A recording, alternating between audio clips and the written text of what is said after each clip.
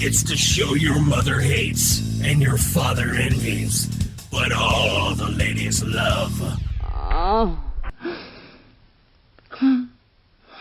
Welcome to the new and improved Destroying Kayfabe, only on YouTube.com, with your hosts, JAYBONE and the unofficial fifth horseman, Paul Sweat.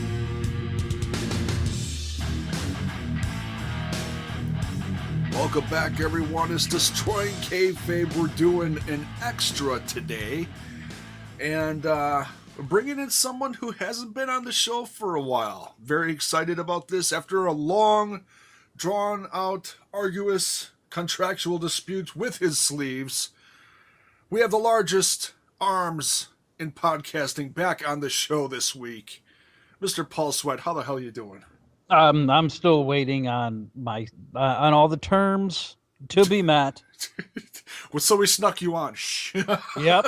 So that's what this is. This is a goodwill gesture on my part. I'm good, sir. How are you? Oh man, it's always good when I got you on the show, man. So we're gonna be discussing something that came out in the news yesterday. It's been we've heard little things trickling through the grapevine here and there, reports of who's going to be in this Cruiserweight Classic. We heard about some of the matches that were held leading up to this, who was making the cut, but we now have the full list of, how many is it, 32? 32.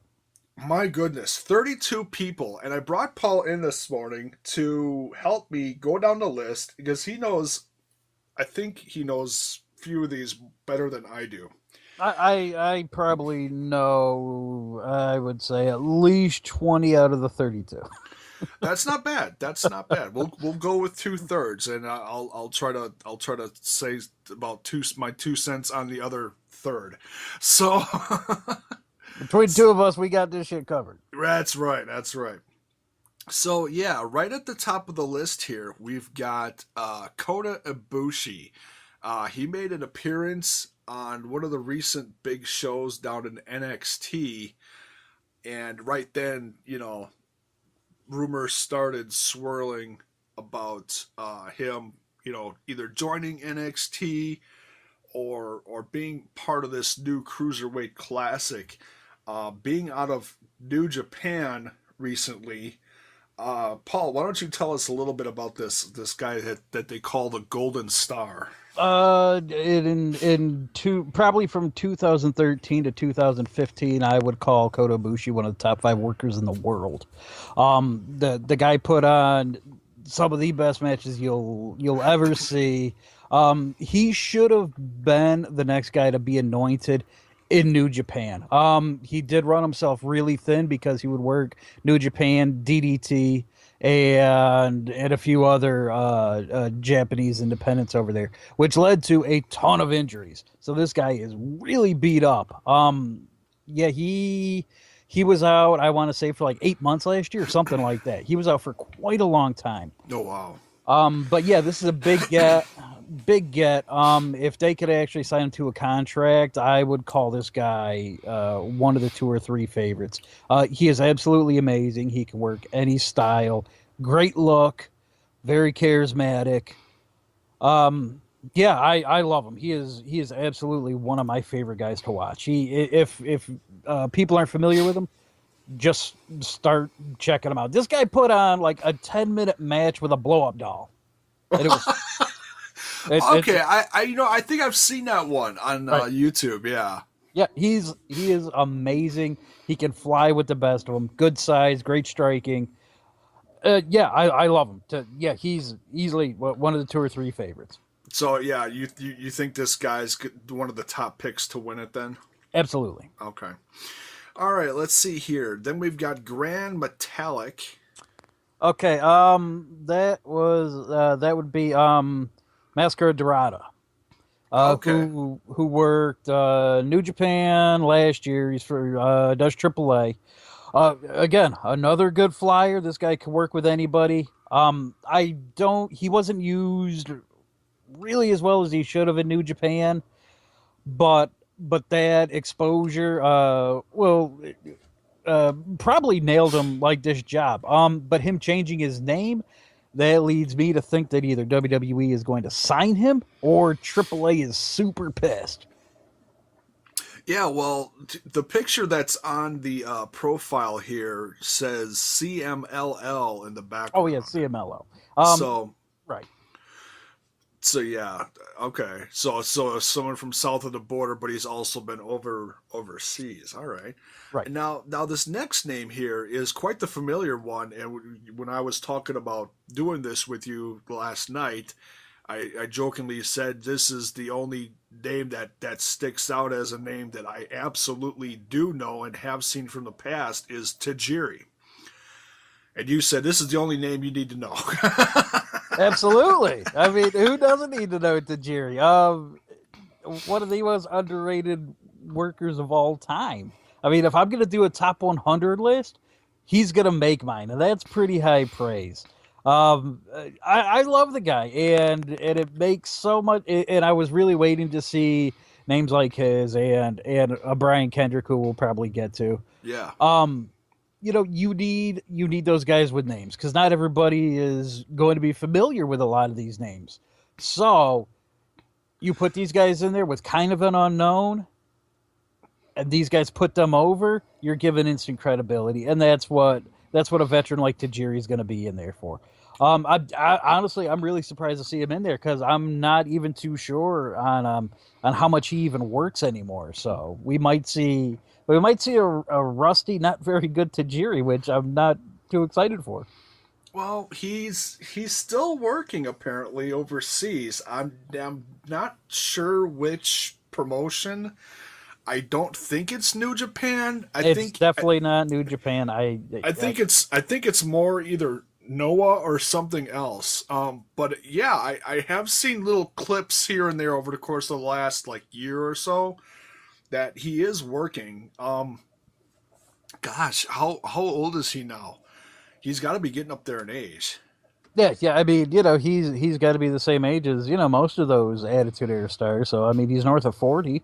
Yeah, gotta be.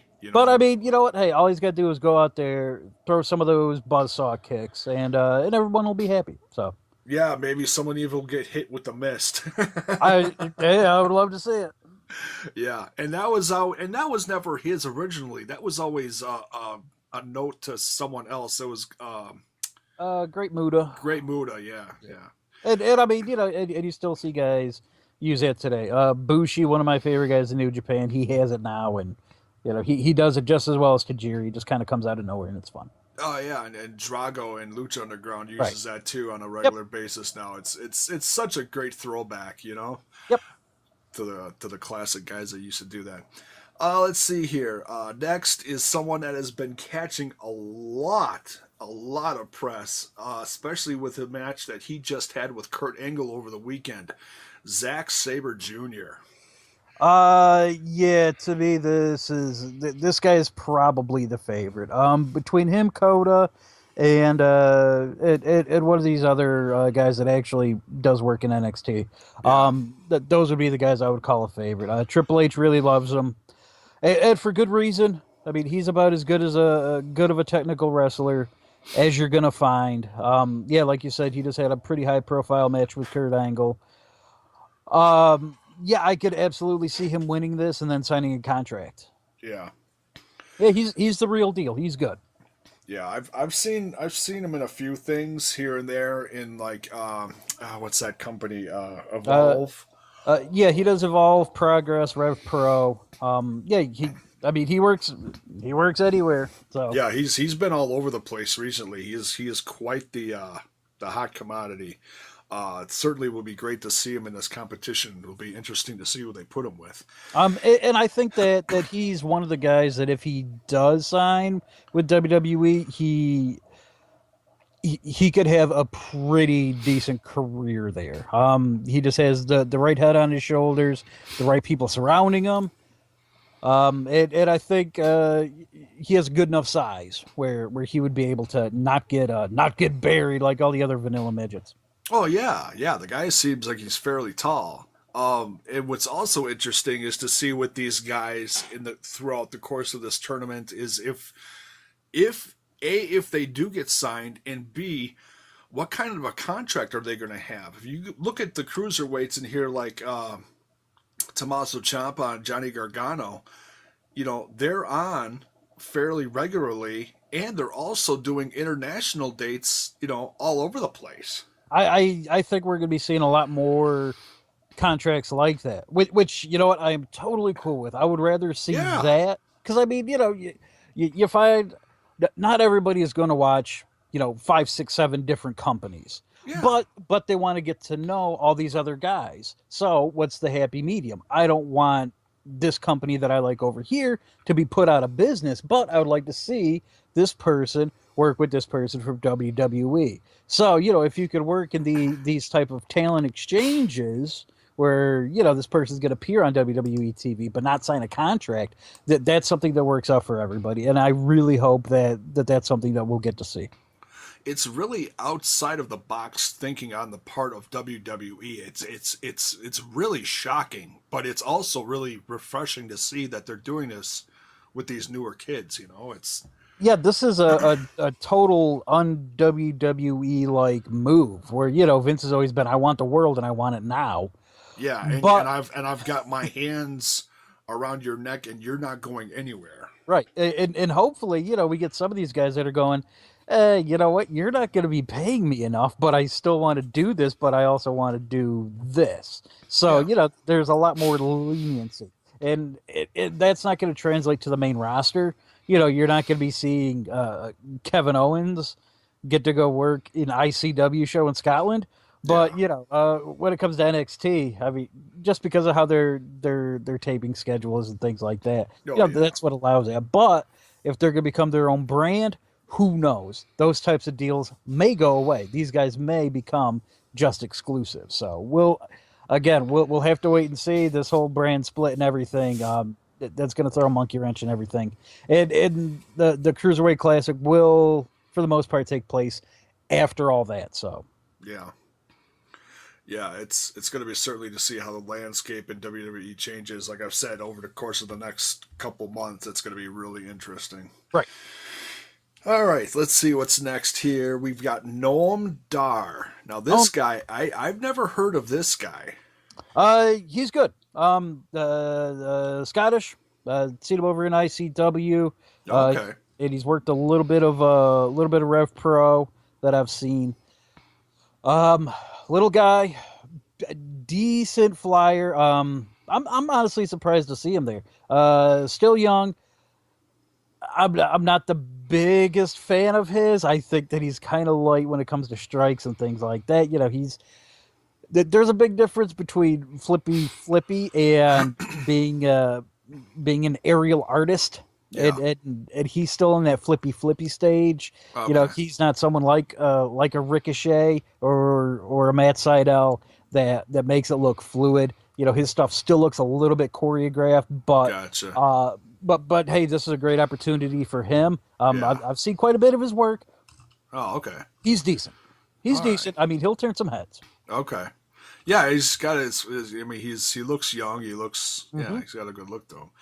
Next, we've got a face that's been in the news lately too, as far as contracts being up in Ring of Honor. A few faces that have been talked about possibly coming to the WWE soon. Certainly not talking about Moose. Uh, Soon.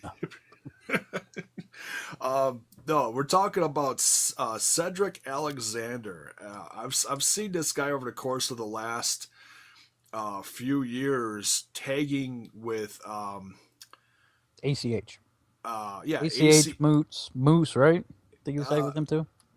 he might have, but no, I was Or were they thinking of that feuding? other guy he was in a tag team with.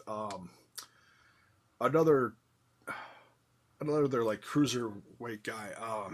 I can't think of it. Anyways, but yeah, this guy has been turning heads in Ring of Honor for the last few years, certainly becoming a fan favorite, whether he was heel or face. I think he was coming down to the ring as a heel most recently. Right. But yeah, this is one that I am certainly, because I've seen him more than probably any of the other faces, so this is one I'm certainly going to be keeping my eye on. A little over a year ago at Ring of Honor's high stakes show, which is like their biggest show of the year. He was working against AJ Styles, so that just shows the place on the card where that guy was. Yeah, that says something. Yeah, to me, they gave up on him way too quickly. This was a guy that should have been a main event level star there. He should have been that upper mid card, bordering on main event guy. He could work with anybody. I thought that he was one of the top 5 workers in Ring of Honor last year. And for him to be in this, that's a huge gift for WWE. I mean, he's been killing it on the Southern Indies lately. So, such a huge talent. Ring of Honor totally missed the boat. I mean, they should have really given him whatever he wanted and, kind of pushed him to the moon. But, yeah, they gave up on him a little bit too quickly, I think. Yeah. He's someone if he doesn't have a WWE contract by September, then I don't understand. Then I'm missing something because this guy is way too damn talented to not be there. And he's someone that would definitely transition well to WWE. I think that they could do something with him. Oh, absolutely. Yeah. He'd be a very strong mid-card guy and could even go further if they, want to. Yeah, he's he's a little reckless, but who cares? It looks good and it's going to look great in this tournament. Exactly. Next, we've got the Mac, and I'm not talking about Willie Mac because not Willie Mac. It's it's not Willie Mac. Then shit. Then I have no idea who it is. Then. Yeah, this is one that I've never because when I read the list and I saw the Mac, I'm like, sorry, Willie Mack is not a cruiserweight, and I'm pretty sure he's tied in with Lucha Underground for a while. Yeah, so he already him and WWE they gave up on each other. So yeah, and that's a damn shame too, because Yeah. after seeing him in with feuds with Marty the Moth, just it worked. So good. It worked out the best for him. So it did, And that's not to say that won't change someday, but for now, Mac's in a good place, and he's still touring all over the place. Yeah, I'm not sure who that is. So we'll both have to wait and see. He's got an interesting look. Looks like he's got a bit of a rip off of Michael Jackson. So my first guess is he's an okay high flyer with some dance moves in the ring that could certainly come off as entertaining. So we'll see. Because he's got the black hat. Is it Rodney Mack? No.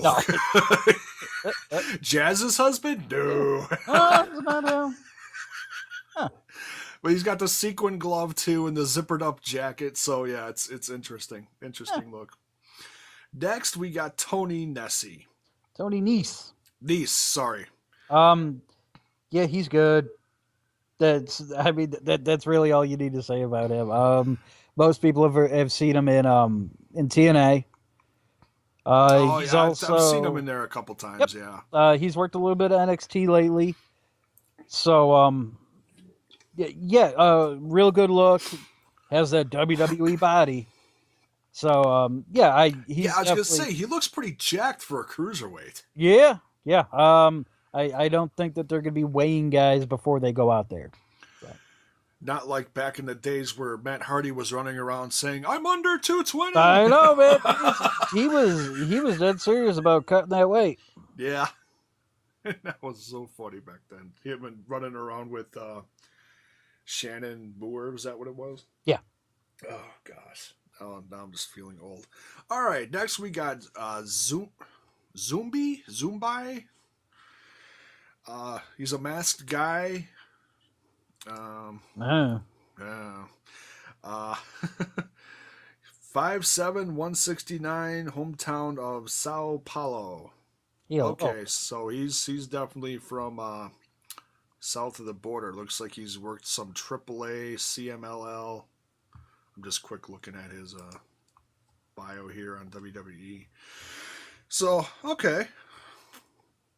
And let's see. Clement I'm going to screw this up. Petiot?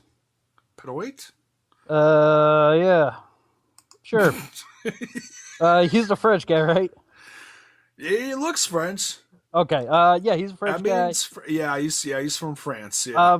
He was trained by Lance Storm.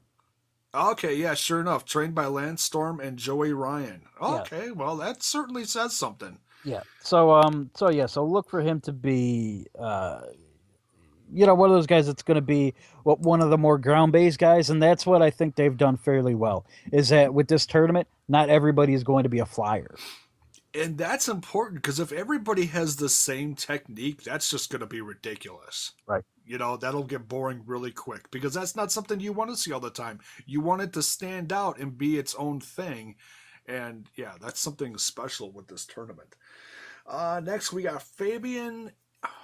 I'm going to screw up half of these. Aikner? I don't know that guy. Yeah, this is a guy from South something Italy. Technical, high flying, anything that stands out. Came from a very small village. He'll be a one and done guy. Yeah, could be. Yeah. Well, it says he was a multi-time heavyweight champion in Europe, so that's kind of interesting because the guy looks completely jacked, but it says he's 203 pounds and he's 6 foot. Something sounds a little off there. Yeah. No, really, I'm under 220. Yeah, right. So we'll see. Next here, Harv Sira. Okay, Harv and Gerv Sira. They're a tag team. The Bollywood Boys, I do believe. Yeah. They worked a lot of shows this past couple years for Global Force Wrestling. Right. Now, I saw a Global Force Wrestling show last summer in Appleton, Wisconsin. They were not on that date. I think they worked more, I'm guessing, East Coast dates. Possibly some of their Vegas tapings that I don't think have ever seen the light of day, unfortunately. But yeah, both those guys are in this. So, hey, if they don't make it in this tournament, then my guess is they've got another tag team signed. Exactly. And well, I certainly haven't heard anything negative about them, so we'll have to see what happens to these guys.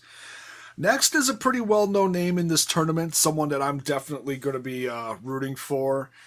Got a lot of history in TNA, but has also made a name for himself internationally, especially recently taking off the mask, being done with TNA and being involved in companies like Evolve. TJ Perkins. Yeah, he's a real good worker, and it's nice to see this guy finally get his shot there with WWE. He was one of the first names that was announced for this, so yeah, good for him. Real solid worker, good flyer. Yeah, glad that he's out of that career killing pit called TNA. Yeah. Wasn't his last run there like Manic or whatever? Yeah, he was Manic, but before that, I think he also did the Suicide gig for a while. There were so many people under the Suicide mask. Technically, I was once. So. Oh, yeah. Well, that's interesting. Yeah. Yeah. Good. Okay. Yeah. I was like the third Suicide. First, it was Chris Daniels, then Kazarian, then me. Oh, okay. I was the shortest one. And the ones with the largest arms. Yeah. It was kind of a dead giveaway. So I didn't get to keep the gig long. Okay. But yeah, TJ Perkins, real good worker. I like the guy. Good veteran. I would like to see him paired up with one of these younger guys. Absolutely. Because he's someone that knows his way around the ring. He's going to be able to get what WWE and NXT wants out of these matches. Yeah. Absolutely. Yeah, it'll be great to see him in this tournament. Next, we've got Rich Swann. He is one that I am certainly familiar with. I've heard his name tossed around the independents for several years now. He is, I would almost call him a veteran. He's got to be if they're going. See, heading into this tournament, I figured they were going to bring in a lot of these outside guys, and then they were going to have their own guys. I was Yeah. anticipating seeing guys like Callisto and Neville if he wasn't injured. Yeah. I was expecting to see some full time WWE guys. Andrade, I was expecting to see him there too. So yeah, so Rich Swann is on that short list of guys that is WWE contracted talent, which automatically gives him, kind of a leg up. Yeah, that's right. He hasn't been on TV except for like a couple times. Yeah, But it says he is signed with the WWE. He signed that's it. last fall. He's just been down in Florida, Yeah. learning the WWE ropes and all that. Yeah, So, he's been on the bad end of a few squashes, but those fans down there know him. yeah. And for anybody that seen his work outside of WWE, he would come out to Lionel Richie's all night long, and he would sing it. He would sing it all the way down, and the fans would sing it with him. It's super awesome. And the first match that I saw him in NXT, I think it was with Baron Corbin, and there was enough fans that were familiar with him that they were singing it. So that was pretty cool. Oh, wow. Yeah, that says something when, you walk into the doors of Full Sail University down there and they're singing stuff with you. That Right? Yeah. It's not like this is AJ Styles coming in. This is a guy where you kind of have to go out of your way to find his stuff. So Yeah, absolutely. Let's see. Next here we got Tyson Ducks. This is one guy I'm not familiar with. Looks like he's oh wow, he's in that. yeah. Oh holy shit! Like he started wrestling when I was still in high school. Oh, okay, yeah. It says with nearly 20 years of international experience. So yeah, this guy's been around the block a few times. Yeah. I'm sure you've probably seen him. You had to have. Canadian, I do believe. Yes. Um, Nothing that really stands out, but just a solid worker. He's another one of those guys that has a bit of a name. And will be able to work with one of these young guys, put them over, get out a good match. Yeah. Yeah, it looks like he's more ground based using Right. moves like the Texas Cloverleaf. Um, Yeah, you know, he's not bad. yeah. All right, let's see. Next, we got another name that's been turning some heads recently in the independent scene, especially in more well-known companies. I need my coffee. Uh, Drew Gulak out of Evolve and other places. Yeah. One of the there's a subculture in wrestling where you get those ground based guys like Gulak, like Tim Thatcher. It's called grapple fuck, and he's one of the and he is one of the best grapple fuckers in the world. Um, Ah, I love watching him work. And this guy can adapt to any type of style. Love him. If we're just going on just pure talent alone, this guy has to be one of the favorites. He could legit work with any person in that tournament and put on a really good match. yeah, So big name, huge talent. Yeah, he's to me he's right outside of the favorites. yeah, and literally knocking at the back door of WWE. Right. Next, we got an old face that I think most of us are familiar with, Brian Kendrick, who unfortunately the only downside to him lately is he's been training Eva Marie feverishly in Hollywood. Yeah, that worked out good for everybody. Yeah, and hats off to him for being stuck with that job. Jeez Louise, I mean, they obviously trusted him enough to do that, which says a lot. or the guy's not all there mentally. So, this could have just been them going, you know what? No one is stupid enough to really want to train this dope. Oh, never mind. Kendrick will do it. Which I gotta think is basically what that was. But I mean, pretty much everything that we said about Tajiri is the same here for Kendrick. He's one of those guys that has that name value that you can put on a poster, where a lapsed fan will be able to go, hey, okay, I remember that guy. Where's Paul London? Yeah, you know what? And his name should be in this, but I got a feeling Paul London is way too. I'll just say frustrated. No, he's on WWE shit list. Yeah, So probably. oh yeah. no, he is. Yeah.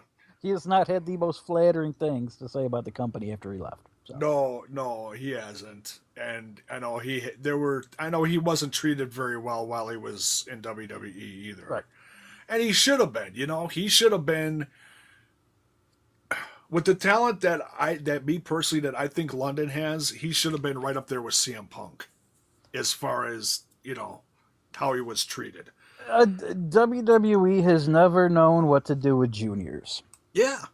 So, if Vince stays away from this tournament, it will succeed. All the better. Yep. Let's see. Akira Tozawa. That's a huge get. This guy looks familiar. Is he New Japan? All Japan. Oh, okay. Yeah, All Japan or Dragon Gate, one of those. Okay, that's it. Yeah, that's where I've seen him. Because I've seen a, not like every Dragon Gate show. Okay, sure enough, here, yeah, it says here, graduate of Japan's well-respected Dragon Gate. Yeah, there we go. Yeah, I mean, this is a guy that has worked. He's a nice young veteran. Can work with anybody. I think he's great. Pretty big get. I was honestly surprised to see him be one of the first few names that was announced.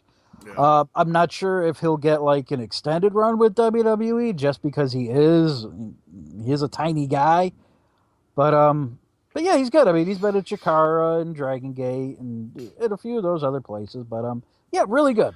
Well, I'd like to see a handful of these guys at least get those international NXT contracts. I mean, if they want to make NXT its own brand and they're bringing in guys like Bobby Roode, which is great. I like Bobby Roode. He's a good talent, and Aries and all these other guys that are like, super good in-ring veterans. You got to level the playing field with some of these, cruiserweights, I think. Right, and that's why you see names like Tozawa, Kendrick, yeah.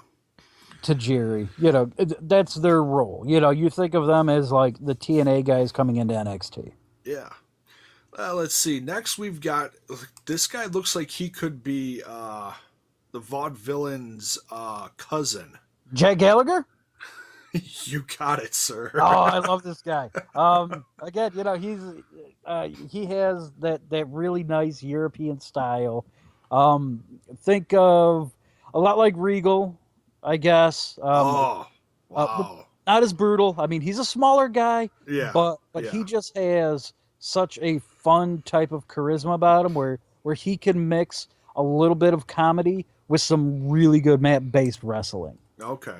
Yeah, I was watching him in Super Strong Style 16 tournament, and he had a couple really good matches there. He just does some fun things, gets the crowd into it. I'm hoping that he doesn't sign a contract, but in a way I do, because he is so much fun to watch. Yeah. I mean, I could see them because he's got the classic looking mustache, the little swirl in the hair. In this picture, yeah, he could be Simon Gotch's cousin in about 2.2 seconds. Yeah, but the difference is that this guy can work. Ah, okay. Yeah, he's a hell of a worker. But Yeah. he's on that other side of he's not a flippy guy. Yeah. He's just a good technical guy. So Right, right. Yeah, a lot of fun to watch. more ground based. Gotcha. Awesome. Next, we've got some guys who have been turning heads in NXT for a while now, and I'll just lump these two together. Not that they should be, but just for Oh this. no, they should be. Okay, so and for the sake of time too, I don't want this to drag on too long, but Johnny Gargano and Tommaso Ciampa. I'm glad these guys are getting a chance to be in this tournament. I did for a while. I didn't know if they were going to be, but yeah, and I got to root for the hometown guy. I'm so insanely proud of Tommaso Ciampa. And what's sad is I did not realize up until about last year that this guy was from Milwaukee. Oh wow. Yeah, it was hilarious. It was right after he was let go from Ring of Honor, and he started like touring all over the place. And he got, I met him at the Global Force Wrestling show. Jeff Jarrett brought him in to face Nick Aldis, aka Magnus, and those two put on a nice quick match.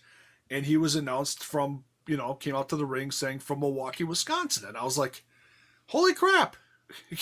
I know that place. Yes, I live right next door. So yeah, I'm excited for both these guys. Gargano's been killing it in Dragon Gate and now in NXT Evolve all over the place. Really surprising that he's been in this feud with Drew Galloway in Evolve, which is like almost kind of like a WWE versus TNA war going on in Evolve, which is just, to me, it's mind blowing. It's like, wow, they're really doing this. Yeah, it's pretty cool. It's pretty cool, and they just added another big name to it, which I hope to never see on TNA TV. That's Chris Hero. He better not ever show up on TNA because I will really hurt somebody. Well, and I know why you're saying that, but as far as names that TNA should be going after, No, he's one of them. No, I mean, he's he's. I know you're saying he's too good for TNA. he's too good for anywhere. Best worker in the world, damn it. Yeah, Chris Hero is. Why he got let go from WWE is a damn shame. Because he's fat. Well, and he wasn't that fat, but now yes, he has gained a significant amount of weight over the course of the last couple of years. Because he's almost 300 pounds and still has better cardio than 90% of the guys in WWE right now. And it's just They can still do nip ups at that size. Guy's an animal. I'm gonna do just a Chris Hero tribute show one of these days. There we go. but yeah, Gargano and Ciampa, just kind of lump those two together because I could see either one of those guys winning. Yeah. Because again, that goes back to the whole, what WWE, they might want to have the winner be one of their own, and possibly by this time you could even see those guys with tag team gold around their waist. Yeah, I think some things are brewing that down in NXT that they could be the next competitors for the Revival. I fully expect to see those two. They're at the Brooklyn show. Yeah, it'll be a lot of fun. In fact, they beat the Revival right before this last Takeover special, so hey, it just makes sense. So let's see, who's next here? Ho Ho Lun. This is one of the guys I'm not too familiar with, but I guess he runs like his own promotion. I do believe so. Says he's from Hong Kong. He is a living legend in the East. Yeah, he founded Hong Kong Pro Wrestling Federation. So. Oh yeah. Wow. Well, that says something if he's running his own show over there. Right. Yeah. Oh. So that sounds like a good get for the WWE. Yeah. It'll be interesting to see if he's just a part of this or if they actually keep him. He's definitely one that I'll have to look into. Yeah. Next, we have a man whose hair is definitely standing out among the rest. Anthony Bennett. This guy is looking like an old throwback to Kid and Play. Yeah, Wow. he's another one of those guys I'm not too familiar with. So, And he's about half of my weight. So, gosh, he looks like he's out of Jersey. So maybe guys like Ant would be a little more familiar with him. Who knows? Let's see who's next here. We're starting to come down towards the end. Come on, Paige, work with me here. Here we go. Lince Dorado. Lince Dorado. I'm familiar with him just from Chikara. Okay. Yeah, There's a lot of guys in the Wrestle Addict who are big Shakara fans. I know you're one of them. Absolutely. That's the most fan friendly company ever. Such a bunch of nice guys there. We need to talk to more of those guys.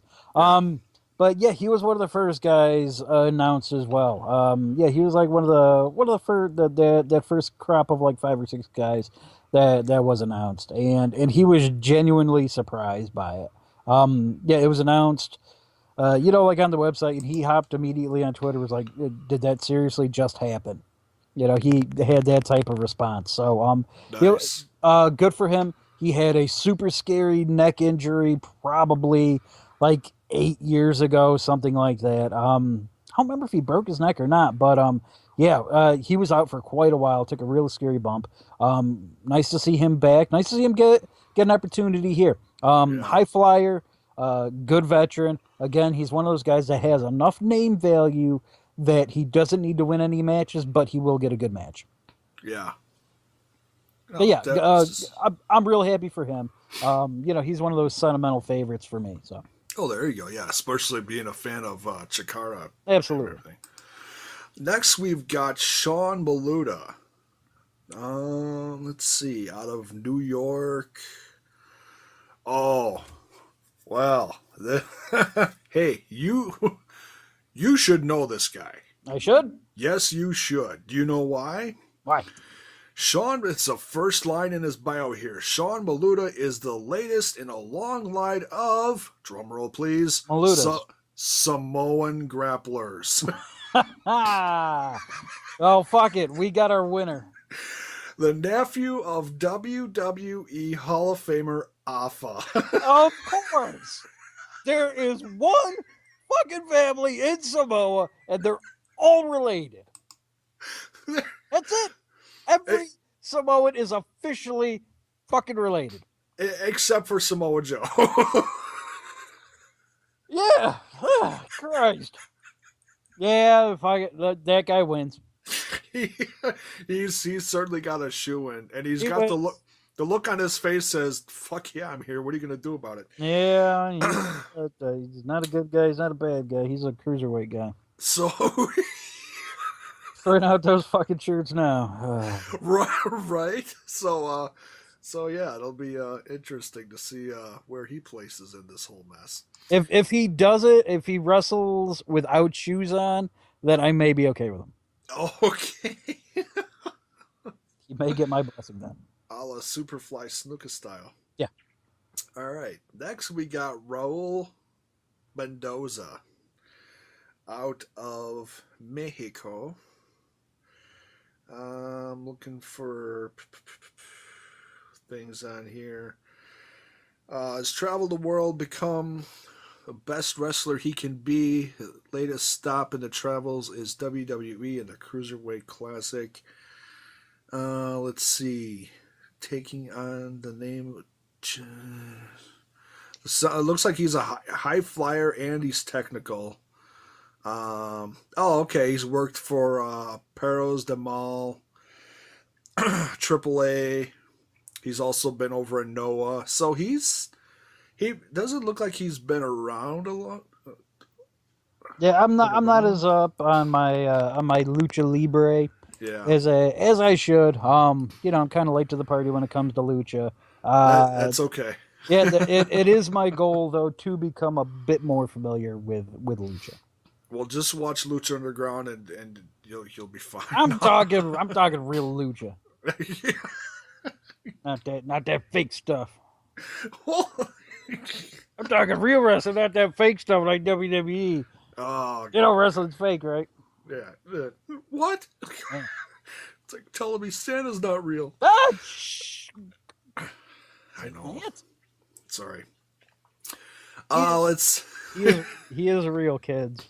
If there are any of you kids listening to this, I apologize for my F words earlier. just Samoans like do it to me. just like the Tooth Fairy. All right, next we got Totally real. Kenneth Johnson. Kenny Johnson?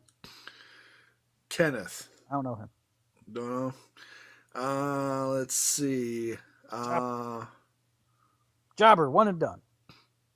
Well, he's a high flyer, Detroit native, which means he's got Kevin Nash in his backyard. Yeah, not too much on him here. One short paragraph. So we'll see. Okay, next we got. Come on, Paige, work with me here. Alejandro Saez. No, do I know this guy? Okay. Yeah, he's a bigger guy. Yeah, he does look bigger. Japanese style techno out of Chile. He's a guy they call extra large, I think. I think. So, yeah, since he is a bigger guy, I mean, that will immediately put him on Vince's radar. So he learned his craft at the feet of, here we go, Neville and Super Crazy. Oh, well, there you go. I mean, and Shane O'Mac is one of his heroes. Oh, this shit. guy. Sign him up. This guy will go far. Sign him up. He's over 6 foot. Well, hell, he's got it made. He's a 6'1" cruiserweight. Yep. So yeah, he's the biggest. He's the biggest cruiserweight on the block. It looks like with these guys. Jeez Louise. Yeah, Vince will love him. Right. And his name is fun to say too.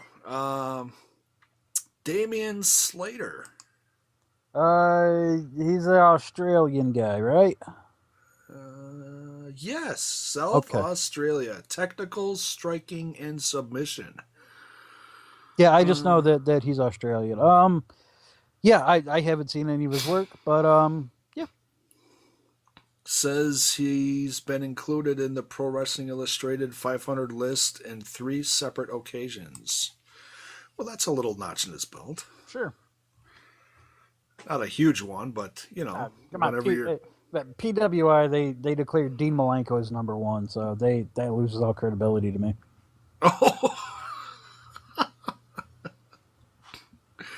Oh man, poor Dean. Let's see here. But hey, poor me for having to suffer through all those Dean Malenko matches, and then even more poor me for years and decades after the fact. People going, you know what? Dean Malenko was a great wrestler. No, he wasn't.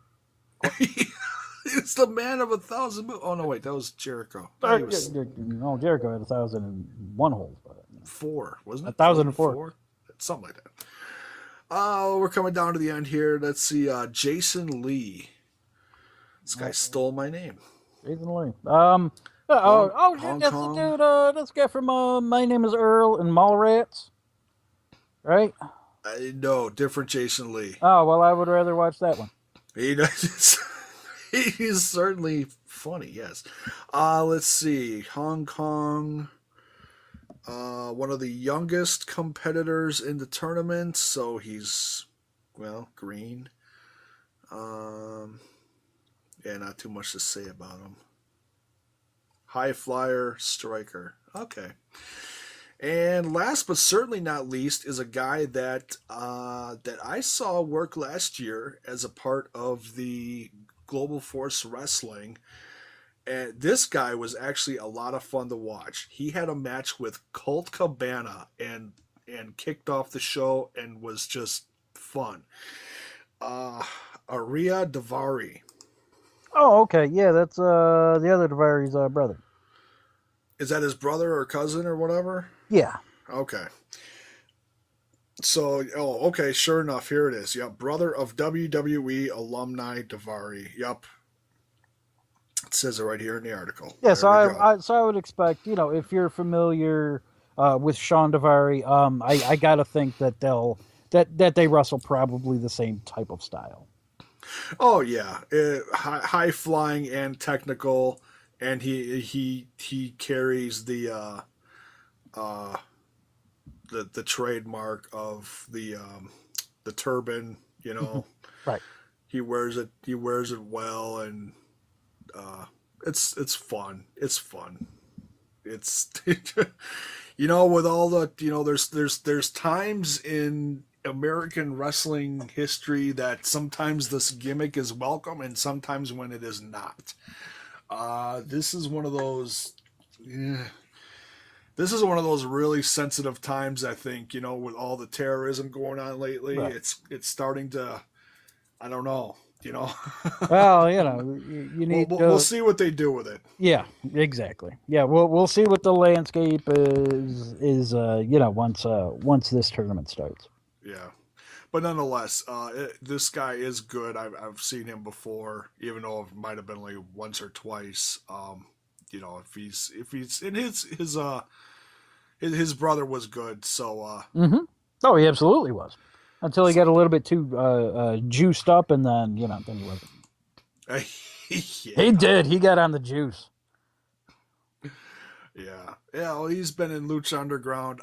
Not this year, but last year he had a big part. Kind of surprised he did not come back, but nonetheless, it was good seeing him. He was also in the news for he rescued someone on a bus or something. Yeah, real life hero. Look at that. That made news. So yeah, we'll have to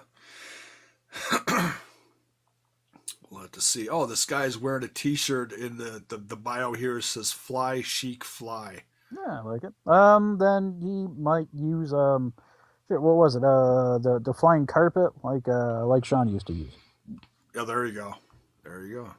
So that is our list of all the guys we've run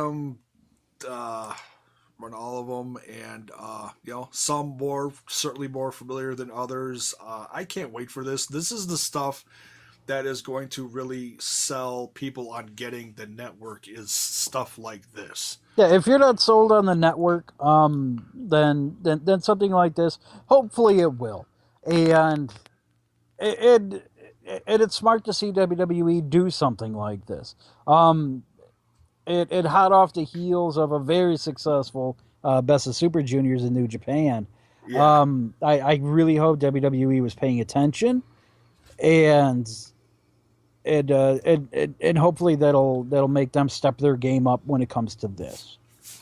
Yeah. Well, just the fact that they've been picking more international stars lately for NXT, like they just picked who were some of the guys they featured on this last European tour that they're actually on right now? One of the recent women they picked up for NXT. I'm sure you're familiar with them. Nikki Storm? Nikki Storm, yeah. Yeah, she's real good. Yeah. Stuff like that. You've got to think that Triple H, whoever he's working with is obviously getting him in tune with saying, hey, it's not just all, American based. You got to start looking worldwide. Oh yeah. He's definitely smart enough to see what the landscape of pro wrestling is and what the future is going to be. Yeah. So yeah, he's definitely looking at the next step. Where Vince is, right there in the moment, and even in the past a little bit. Triple H, I'm not a huge fan, but he's got a pretty decent eye for talent, and he's gonna do the best that he can to make his brand, his vanity project, succeed. Yeah, that's what it is. But that's not a bad thing. I mean, it says a lot of whether you love Triple H or hate him, the guy's not stupid. Right, and the biggest winner out of all of this is us, is fans. Exactly. Because I mean, has NXT ever put on a bad special? No. So, some have been better than others, but there's always been ones that have shined brightly. Right. So they're doing something right, and I already know that this tournament will succeed. It will be fun. People will be going nuts about it. They will be tripping over themselves to say how great it is and that it's the greatest thing ever. And that's awesome. Yeah. That really is. There's nothing better than when a bunch of wrestling fans can get together and can all agree that something is really, really, really, really, really good. Yeah. And this has been something that's been brewing ever since before the network came out. There were, little things here and there, whispers of a special cruiserweight show happening. Right. And the fact that and then it seemed like, oh well, no, they made NXT its own brand, but now this cruiserweight thing is actually seeing the light of day. It's not its own show per se, which you never know. Maybe that's it could turn into it. It could, and that wouldn't be a bad thing. But I'd like to see these guys get a bigger chance than just their own thing. But who knows? Nonetheless, it's still all good. And I mean, and if you like what you see out of some of these guys, go track down some of their things. Pretty much every wrestling company out there outside of TNA has an on-demand service where for less than $10 a month you can go and you can watch everything, and it's wonderful. I just did that with Evolve. Not Evolve. Not Rev Pro. Progress. I just did that with them. So, so I'm really binging on all that. And yeah, you like, if you see, Zack Sabre or Jack Gallagher and you go, wow, I want to see more of them. There you go. Go give Progress your $8. Yeah. And watch all this good stuff. And you'll see all these American names that you're going to be familiar with over there killing it. I mean, they just had Matt Cross and Sami Callihan over there and Chris Hero. And other names that you'll be familiar with. So, oh yeah, those names are getting absolutely everywhere. I'm hoping a few come around the Milwaukee area within the next year. I'd love to see that. The wrestling world has never been bigger, but it's never been smaller.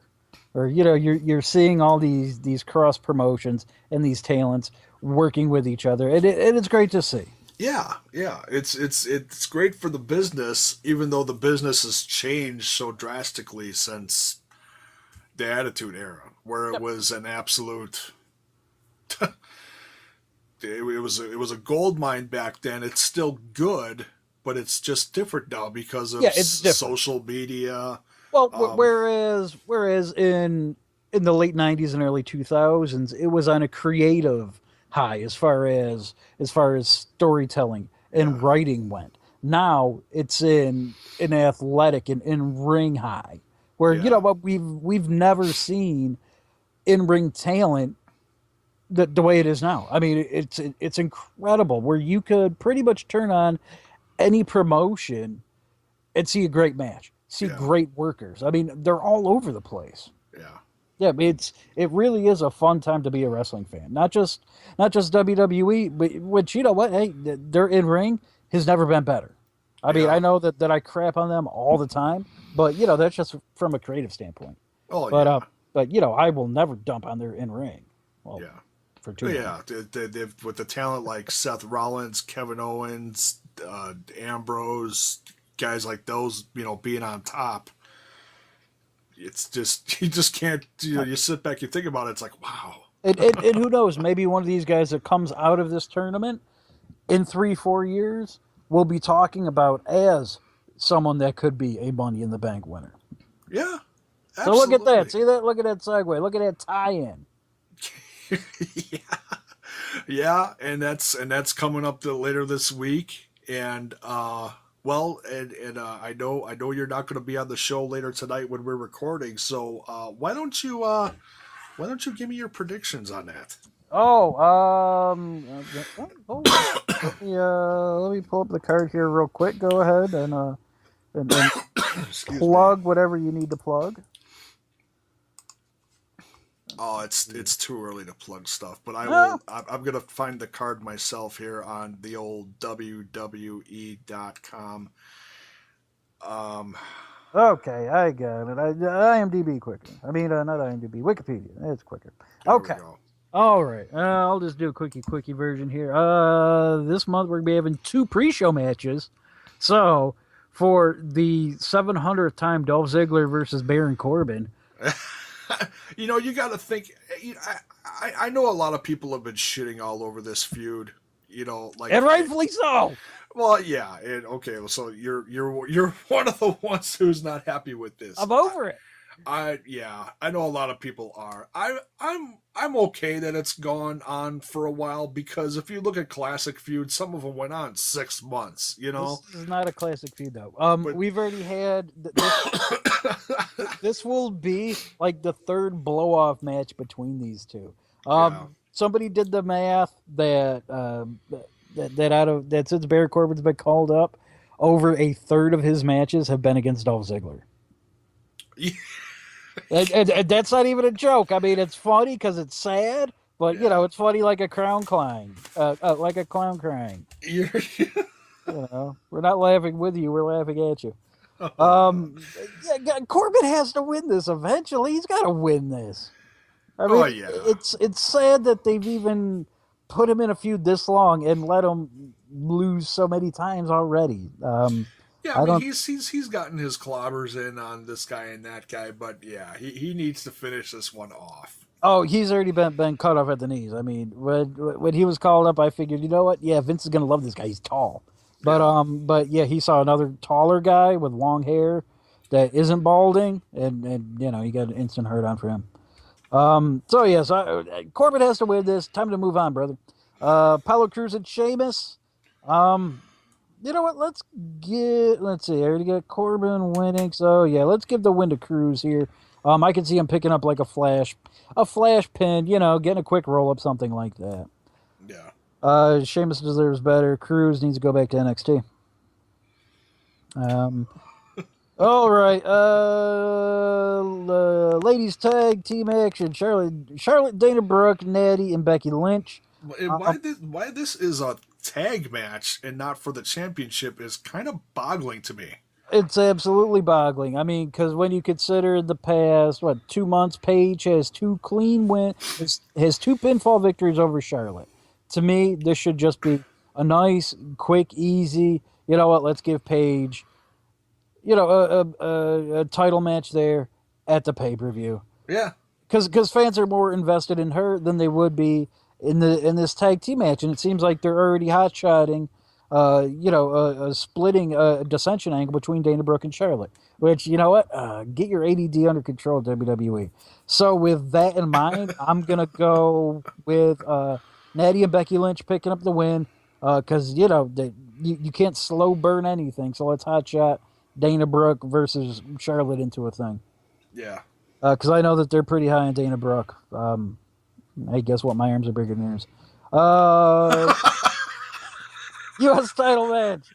Rusev taking on Titus O'Neil. This one's cut and dry. Rusev winning that shit. Oh, yeah. Fatal 4-way tag team match. New Day. Machine Gun Anderson, Luke Gallows, Enzo and Kaz, Vaudevillains.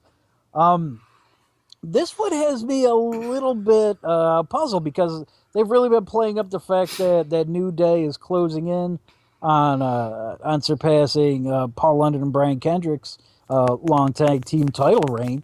Yeah. So part of me wants to say, you know what? Yeah, this is an easy layup for New Day to keep the belt so they can surpass that. But this is also an easy way to get those belts off of them without them taking a pinfall. New Day, they've already transcended the tag team titles. They're above it at this point. They don't need them. So with that in mind, if they are going to drop the belts, I could see it being to Anderson and Gallows. But just for the sake of storylines and wanting to break records, because this is a new era. I'm going to pick New Day to retain. Oh, I'm not. Okay. I'm not too confident in it, but yeah, I'm going to go 2 picks on that one. So make them look stronger than ever. Yeah, so I'm cheap. To me, the real main event of this show: AJ Styles, John Cena. This is going to be a great match. I can already guarantee this. It'll be the first of 3 matches between these two because that's how they work. So I could, you know what? I'm going to go with AJ picking up the first win. Wait, no, they're not going to let Cena lose in his first match back. Never mind. John Cena gets this win. AJ wins a month afterwards, and then Cena finishes them off their last one. Okay, so you're saying they're gonna 50-50 book the shit out of this? Absolutely. Okay. As always. Yeah. Unfortunately. To no one's surprise, but yeah, the finish will be irrelevant because this match will just absolutely be awesome. Don't be surprised if you see Anderson and Gallows get involved, even though AJ gave a pinky promise that they wouldn't. Yeah. You got to think that pinky promise means something, but yeah, we'll see. Yeah, that one's a puzzler because I mean, you don't bring in Cena in his first. This will be his first match back, right? Yeah. Yes. So you don't want him to come in and then lose, but you don't want AJ to lose yet another pay-per-view match because he's lost 3 in a row. Right. So you're getting dangerous into turning him into Dean Ambrose. Speaking of Dean Ambrose, Money in the Bank ladder match. They're really pushing hard that Dean could be the winner, and you know what?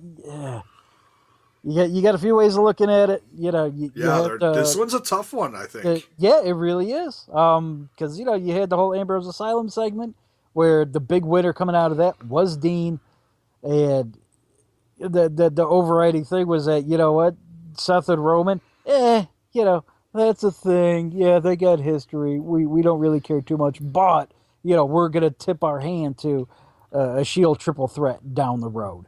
So to me, that's I'm putting 51% to Dean Ambrose to win this.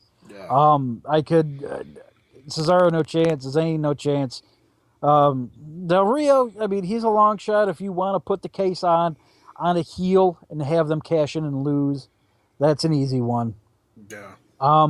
Kevin Owens, I mean, he was the hot name going into it where, pretty much, a month ago everyone was saying this guy's going to win, this guy's going to win. And by typical WWE booking leading up to it, he has not gotten a win in any of the multitudes of singles matches and multi-man tag matches with everyone else here. He has not had a pin win. So that usually leads you to believe that he would get the win on Sunday. But that they could just do the swerve for swerve's sake. But yeah, my money's going to go on Ambrose. So he's my number 1. Del Rio is my number 2. And Kevin Owens is my number 3. It wouldn't surprise me to see any of those guys win. And Jericho, I wouldn't even count him out. But Cesaro and Zayn, I will absolutely count them both out. 0 chance for both of them. Oh, yeah. They got to give the nod, in some way, shape, or form to Jericho just because he created this, 11 years ago. Right. And again, he's a heel that's riding high, especially character promo-wise. He's really killing it. Because everybody's a stupid idiot. Yep, and it's working, It is. It's flipping hilarious. Hell, even when Cesaro introduced him on Monday night, said he was Chris Jericho from Stupid Idiotville. It was the funniest thing all night. Yep. So, it's working, and I wouldn't be surprised to see him win it either. So, I mean, there's 4 viable options, and you couldn't go wrong with any of them. But I'm giving the slight nod to Dean Ambrose. That leads us to the main event, which has the most puzzling build I have ever seen. Now that you have Roman Reigns, you have Seth Rollins, you have 2 guys that were closer than brothers, and then Seth turns on them. This is a match that's been building, and for injury reasons to both of these guys, they were supposed to have a program before Roman had his hernia. Then they were supposed to do Seth and Roman. Then Seth blows out his knee. Yeah. So these guys have not had their proper feud. This has been 2 years, right? No, it's at least a year of between a year and a half because of injuries. Yeah. Right. Yeah, so you have all this build. You have all this time where the animosity should just be building. The heat for this match should be off the charts. I mean, you think about the Shield and them blowing up. Think about the Four Horsemen. Yeah. Where you're going to have Flair, Arn, and let's go Tully. Yeah. And you have Tully turn on the other two. So now you finally set up this feud where you keep these two guys apart.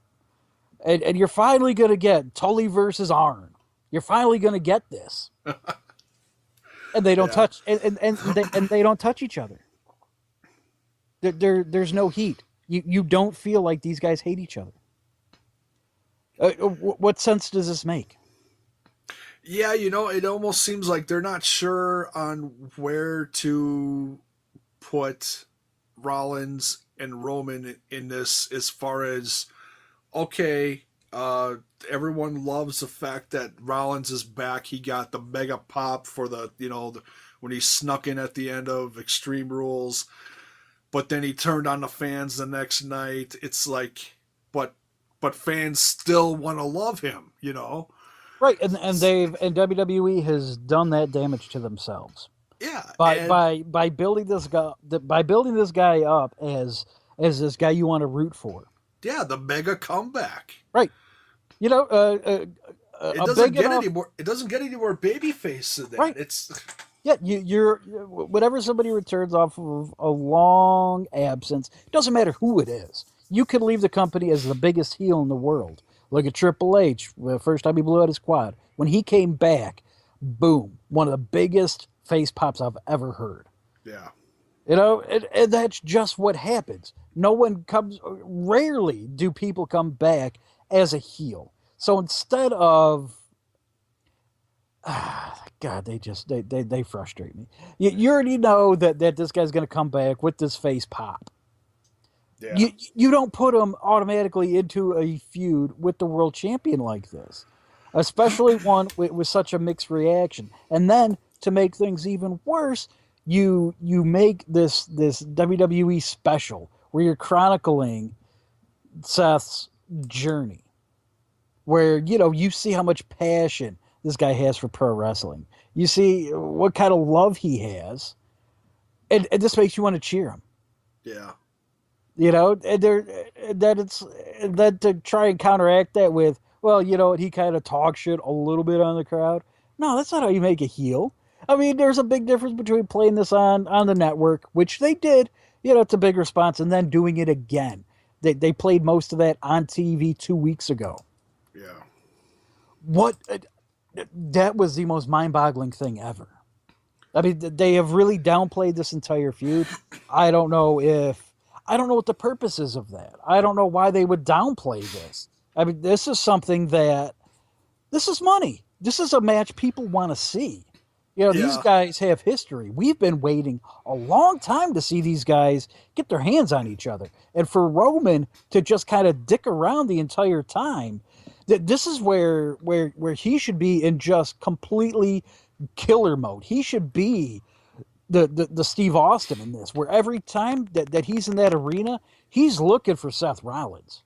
You have that camera crew follow him around the entire time. And if I'm writing this, it's not going to be, Seth's going to come out for a promo and tease to go to the ring 8 times. Or you leave them both off of TV for a week. Are you fucking kidding me? No, this is where... I didn't understand that at all. Yeah, downplaying it so much, and it makes zero sense to me. I mean, this is something where, you follow these guys around for this entire month, where even if you don't want them to get their hands on each other, fine, I understand that. But you have Seth being that chicken shit that's constantly on the run, and you have Roman being this hunter the entire time. And then you could finally build that up till this past week when they finally get their hands on each other. But even then, it didn't even work, because who was standing tall at the end? It was Dean. He was the star of that segment. Yeah, that was the mind boggler, and I know Shield fans like myself looked at that and went, "Whoa!" That's right. That was crazy. Right. So so that ending right there, that entire segment, and me filibustering on this entire thing, but it's bothered me so much. This whole build has been WWE's problem in a nutshell, where you have money. You have guaranteed money in this match. One of those few money matches left that they have. And you're downplaying it and just acting like it's just another thing. Yeah.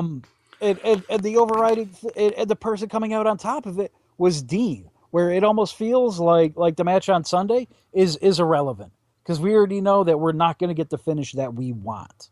We're not going to get anything definitive. It's not this big epic confrontation like it should be.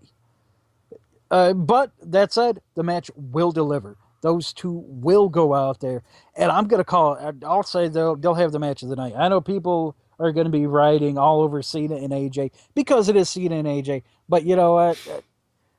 I got to give it to these two because it's going to have, while the build to the match has lacked the emotion, the match itself will have it. It deserves to be the headliner. Yep, absolutely. This should be, and I know that Money in the Bank, I call it like an A- pay-per-view. It's not one of the big four, but it's a 4B. Yeah. It's right up there with one of the biggest shows of the year. And as you could tell by the card. Oh, the card is ridiculous. Yeah, this is a pretty stacked show. Yeah. This match will completely deliver. But yeah, Roman Reigns, he's walking out with that title. Reigns, okay. Yep. But yeah, I just wanted more to this build. This is something that fans have been drooling over and have wanted. I mean, as a collective, even if you love Roman, hate Roman, love Rollins, hate Rollins, you want to see these two guys get their hands on each other. Yeah. Because we already saw with Seth and Dean how good those two work together. That's been Dean's peak. Yeah. So, that's that. I could easily see not a single title changing hands on this show. It wouldn't surprise me one bit. And it doesn't need it doesn't need a title change for it to be a successful show. Yeah, it's going to be a good show nonetheless, no matter who wins. But, Absolutely. Yeah, and feel free to steal any of my talking points as your own for the show tonight. Well, I will certainly include your picks. Thank you, sir.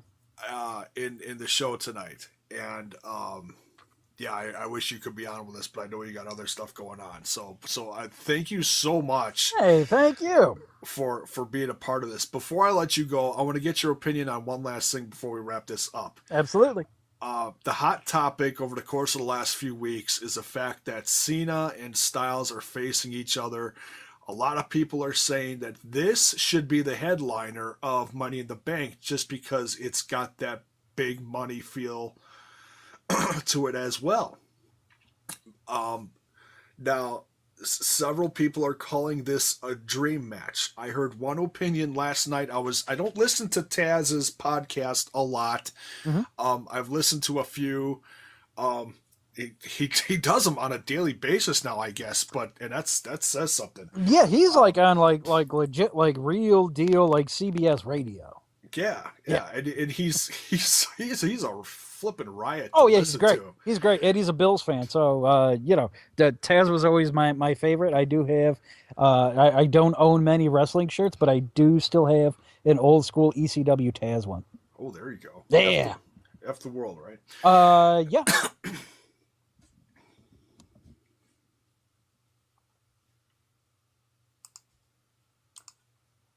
But do I think that Cena and what's his face should go on last? No.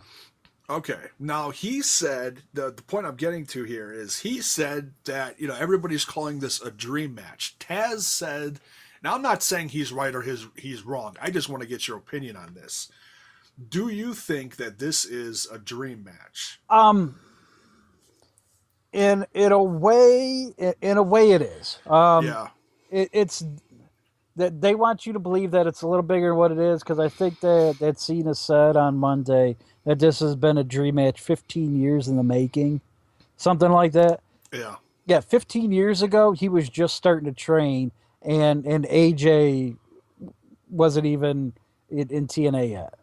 He wasn't even a big name there. He was still at NWA Wildside, putting on good matches.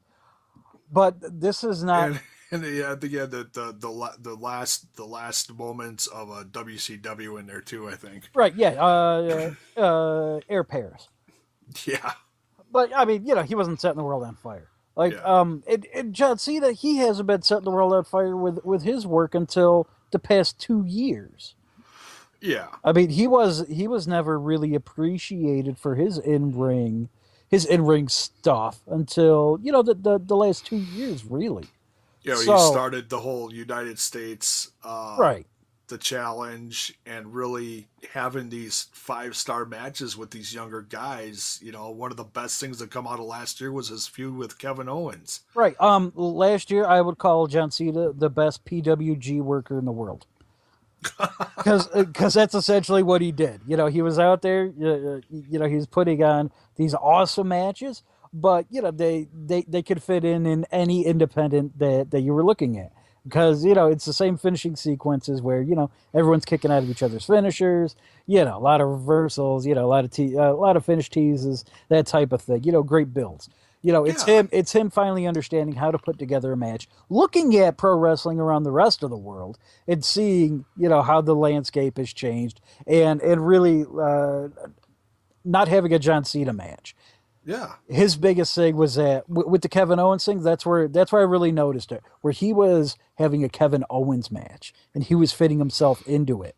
And that's what a smart worker will do. And that's how you Yeah. get somebody over.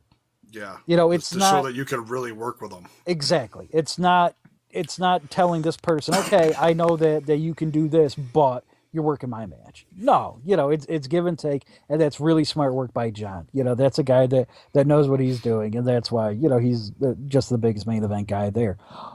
But yeah, I mean, this is a dream match 2-3 years in the making. I mean, because Cena never got respect for his in-ring ability till the past few years, where that hate has really died down, and it's become more of just a gimmick. Where people boo him and say Cena sucks, doing that chant. That's like people when you hear Kurt Angle's music chanting "You suck" with that. It's just part of the game, is what it is. Oh yeah. But yeah, it's going to be a great match. It's a match I never thought that I'd ever see.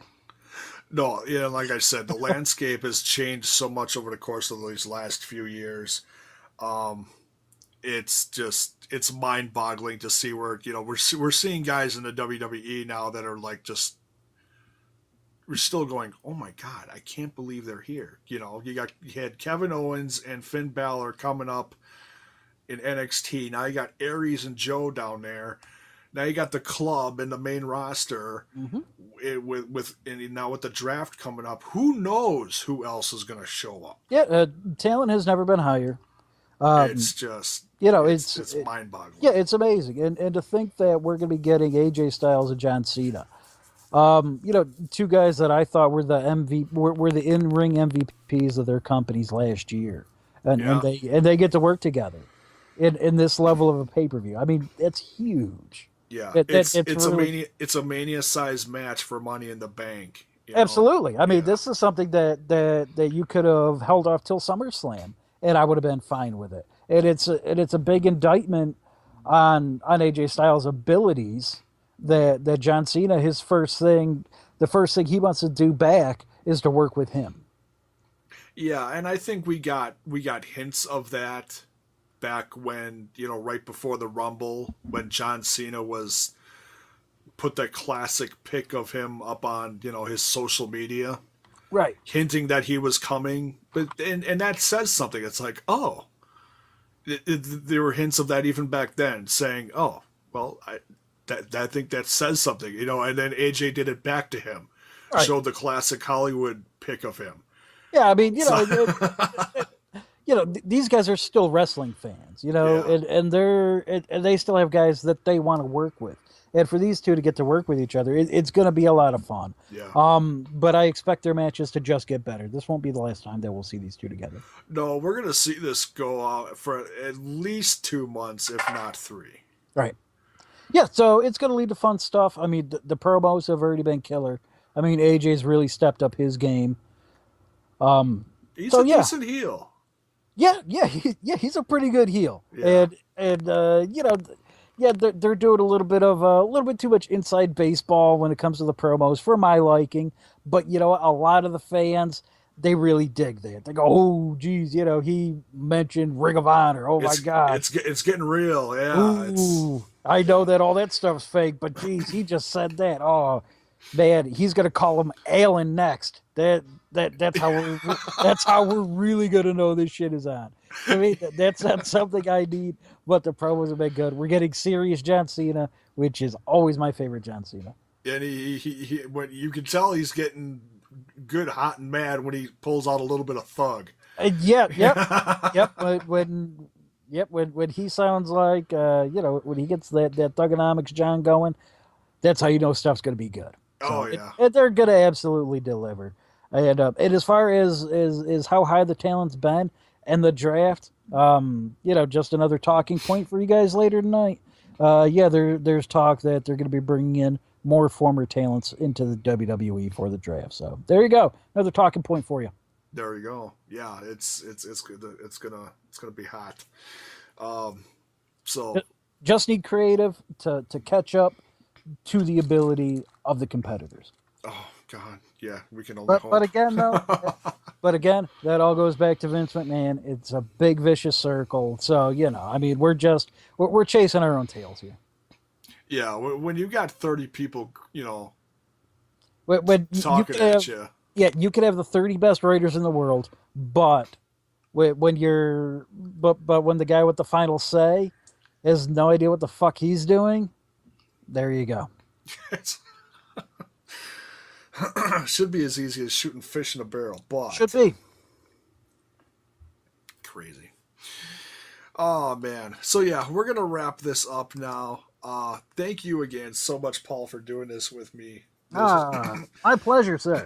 this, you know, like I said, I know you couldn't be on the show tonight, so I'm glad you were at least able to do this. This is certainly one of the gems of this week's uh, wrestling news, as far as you know, big news coming out about this tournament, and just you know, fans that know these guys like you know like you, and now I'm educating myself on these guys too.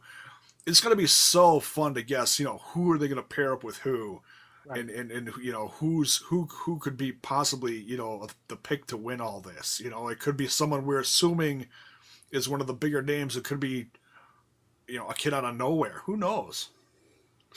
It just depends on you know how the matches go, I guess. Yep, gonna be fun. So so well, thanks again, and we'll try to get you on the regular show next week. We'll see how those, you know, keep working with those lawyers on those contract disputes, man. I know it's been hell for you. I'm working on.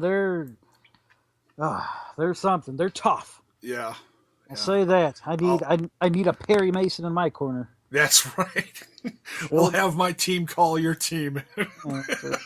So I need a super team of Perry Mason and Ben Matlock. That's what I need. with a Columbo investigation. That's, that's right.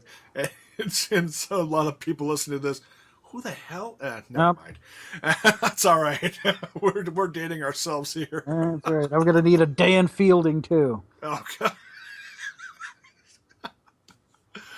Oh, so for Paul Sweat, I'm Jay Bone. Thanks again for listening to this. This has been a lot of fun. We'll see you next time.